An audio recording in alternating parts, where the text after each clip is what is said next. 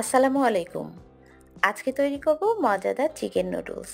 এই নুডলসটা খেতে কিন্তু অসম্ভব মজার আর রান্না করতেও সময়টা লাগে খুবই অল্প। তাই রেসিপিটা আশা করছি আপনাদের কাছে ভালো লাগবে।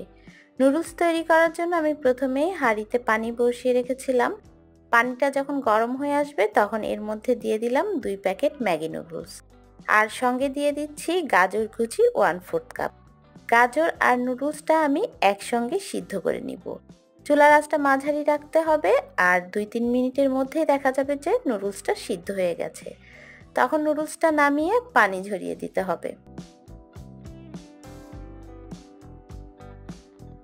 এরপর নুডলস ভাজার জন্য হাঁড়িতে আমি 1/4 কাপ সয়াবিন তেল দিলাম, পেঁয়াজ কুচি দিলাম 1/2 কাপ।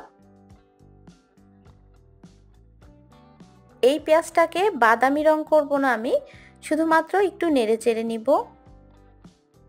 হাড় ছাড়া মুরগির মাংস দিলাম 1 কাপ, লাল মরিচের গুঁড়া 1 চা চামচ, গরম মশলার গুঁড়া 1/2 চা চামচ, ভাজা জিরার গুঁড়া 1/2 চা চামচ, আর রসুন বাটা 1 চা চামচ, আদা বাটা 1 চা চামচ, সয়া সস 1 চা চামচ, লবণ 1/2 চা চামচ।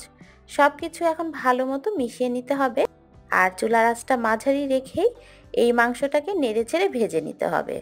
যেহেতু মাংসটা পাতলা করে কাটা, তাই এই মাংসটা ভাজতে খুব একটা সময় লাগবে না আর 2-3 মিনিটের মধ্যে দেখা যাবে যে মাংসটা পুরোপুরি সিদ্ধ হয়ে গেছে।